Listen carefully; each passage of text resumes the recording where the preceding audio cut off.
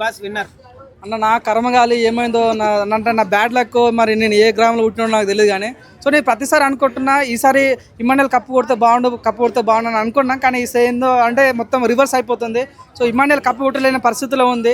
So చాలా బాధ కలిగించే విషయం ఏంటంటే ఏమనిపించింది అన్న జనం చెప్పాలంటే 100 రోజులు కష్టపడ్డాడు ఒక లెక్క అయిపోయింది, లాస్ట్ 1 వీక్ వచ్చి పుల్లేరు కలిపినాడు ఒక లెక్క అయిపోయింది. అంటే దీన్ని బట్టి ఏమర్థమైందంటే బిగ్ బాస్ 10లో బిగ్ బాస్ పోవాలని ప్రతి ఒక్కరు ఏమనుకుంటా అంటే అరే బిగ్ బాస్లో పోయి మన కొత్త పీకేది ఏం లేదు, లాస్ట్ 1 వీక్ ఏదో పుల్లేరు కలిపినట్టు ఉంటామంటే మనం కప్పియచ్చు అన్నట్టు ఫీలింగ్ అయిపోయింది.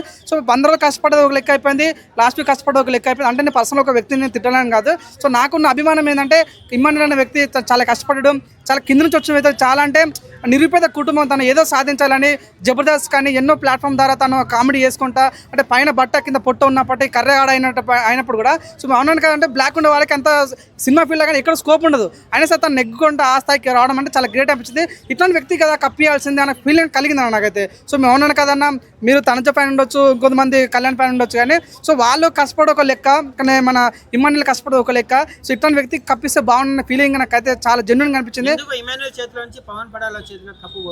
నేను చెప్తాను కదా, నాకు ఇదే అన్న ఏంటంటే ఒక ఆర్మీ సెంటిమెంట్ అనేది కలిగింది. ఇంకోటి ఏంటంటే మనోడు ఎప్పుడు గొడవలకు రాడు. అగ్ని పరీక్ష షో ద్వారా కొద్దిగా ఓట్ బ్యాంక్ పెరిగింది. తనకు అగ్ని పరీక్ష షో 10,000 మంది ఇన్స్టాగ్రామ్ ఫాలోవర్స్ ఉండే, అగ్ని పరీక్ష షో అయిపోయిన సరికి 2 లక్షల ఫాలోవర్స్ పెరిగిండు. తన కామన్ మ్యాన్ కానే కాదు, మన కామన్ మ్యాన్ ఒక ట్యాగ్ వేసి సెంటిమెంట్ వేసి బీజం వేసి నూపుతున్నారు. కానీ సో అవునాను కాదన్నా లాస్ట్ 1 వీక్ నుంచి పవన్ కళ్యాణ్ అంటారు. కానీ వాస్తవంగా అయితే నాకైతే ఇమ్మాన్యుయల్ అనే వ్యక్తి చాలా కష్టపడ్డాడు. ఇస్తే తనుజకి ఇచ్చిన కూడా పర్లేదు, కానీ అన్న తనుజగా ఇమ్మాన్యుయల్ కూడా జరుగుతుంది అంటే మళ్ళీ తనుజ ఉంటుంది అన్నాను. ఇమ్మాన్యుయల్ కష్టపడ్డాడు కదా అన్న, ఇమ్మాన్యుల్కి ఇవ్వాలి, ఇస్తే తనుజకి ఇలా అంటున్నా నేను. సో కమిడియన్స్ కప్పిరా అన్న వాస్తవం చెప్పి, అంటే పైన బట్ట కింద పొట్టుంటే ఇరా అన్న. అంటే మీలాగా ఎప్పుడు యంగ్ స్టార్ మాజ్ బాబు లాగా లుక్ ఉండి బాడీ పెంచుకోండి బిల్డింగ్ పెంచుకుంటే అట్లాంటి వాళ్ళు ఉంటే కప్పిస్తారా? డిమాండ్ పవన్ కష్టపడ్డా. అవునా నేను చెప్తున్నా, రీతు చౌదరి లేకపోవడం వల్ల డిమాండ్ పవన్ గ్రాఫ్ పెరిగింది. సో తన టాప్ 5 ఉండే వ్యక్తిలో టాప్ 3కి వెళ్ళిపోయాడు. ఇమ్మాన్యుయల్ పక్కన దొబ్బేసి తను టాప్ 3కి వెళ్ళిపోయింది అంటే తన రేంజ్ పెరిగిపోయింది. అవునాను కాదన్న, ఇదే గేమ్ తను ఫస్ట్ నుంచి కప్పు తనే కొట్టేవాడు. కానీ ఇప్పుడు ఏం జరిగిందంటే కర్మన్య వాధికారస్తం అన్నట్లు ఈసారి పవన్ కళ్యాణ్ కప్పు కొట్టబోతున్నాడు. నాకైతే చాలా బాధ కలిగించింది. నేను ప్రతి బిగ్ బాస్ ఇదే గడ్డ మీద నిల్చొని చెప్పింటే మావిడు గెలుస్తాడు అని చెప్పేవాడిని, కానీ ఈసారి నేను చాలా బాధతో చెప్తున్నా. అంటే ప్రతి ఫస్ట్ వచ్చేసి తనుజా, నెక్స్ట్ వచ్చి ఇమ్మాన్యుయల్ అన్నారు. ఇమ్మాన్యుయల్ 3rd 4th ప్లేస్కి వెళ్ళిపోయాడు. ఎట్లా చూస్తే మనం కళ్ళతో చూస్తాం. ఇంకా బాధ అనిపించింది, నాకైతే చాలా బాధ అనిపించింది.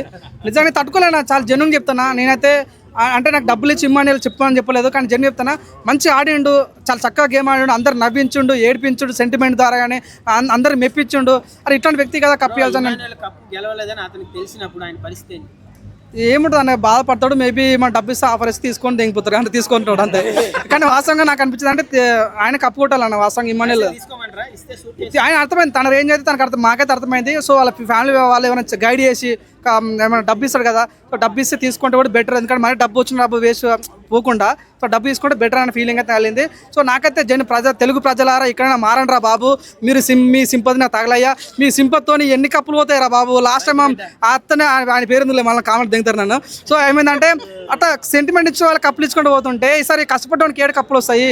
సో నువ్వు అన్నాను కాదన్నా, చూడన్నా ఎగ్జామ్ రాసినవాడికి అంటే మంచి బైక్ రాసినవాడికి కప్పియాలి, కానీ సో ఏదో టీచర్తో క్లోజ్ ఉంది కదా మనం కప్పియడం అనేది కరెక్ట్ కాదు. సో ఇస్తే తనుజకి అని ఇవ్వండి. కానీ సో నాకైతే వ్యక్తిగతంగా కళ్యాణ్ మీద కోపం లేదు. వాస్తవంగా అయితే తనుజ ఇమ్మాన్యుయల్ కష్టపడ్డారు, వాళ్ళిద్దరు లవ్ స్టోరీ కూడా చాలా బాగుండే. సో నాకైతే పర్సనల్గా చాలా బాధ అనిపించింది. జెన్యూన్ చెప్తున్నా, నా గుండె సాగి చెప్తున్నా, ఈ గడవి మనసులో కనిపిస్తే నాకు మీరు ఎటువంటి శిక్షణ తీసుకుంటా. Next time Bigg Boss review చూడను, బిగ్ బాస్ రివ్యూ చెప్పాను. ఎందుకంటే ఇమ్మాన్యుయల్ లాంటి వ్యక్తి కప్పు కొట్టకపోతే బిగ్ బాస్ చూసి లాభం ఏంది భయ్యా?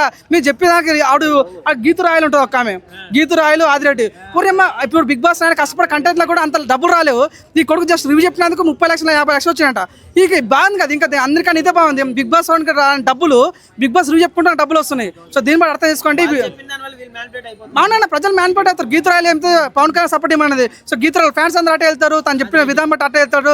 ఆదిరెడ్డికి అయితే లక్షల మంది ఫాలోవర్స్ ఉన్నారు తనకి. సో తను చెప్పడం వల్ల ఏమైతే 1 సైడ్కి వెళ్ళిపోతారు. సో మీకు నచ్చింది చెప్పాలి, కానీ ప్రజలని వాళ్ళకి ముసుకేసి నువ్వు ఇట్లా ఆడాలని చెప్పి మ్యాన్పేట్ చేయడం కరెక్ట్ కాదని ఫీలింగ్ వచ్చింది. సో వాళ్ళ మెయిన్గా యూట్యూబ్ ఇన్ఫ్లుయెన్సర్ వల్లనే ఈరోజు ఇమ్మాన్యుయల్ ఓడిపోయారు. సో బయటకు వచ్చిన ఇమ్మాన్యుయల్ వీళ్ళందరినీ బహిష్కరించి వీళ్ళ మీద కేసులు వేయాలి, గీతరాయల మీద కేసులు వేయాలి, ఆదిరెడ్డి మీద కేసులు వేయాలి, వీళ్ళు ఇంటర్ జైలు పాలు చేయాలి మనస్ఫూర్తి కోరుకుంటున్నాను.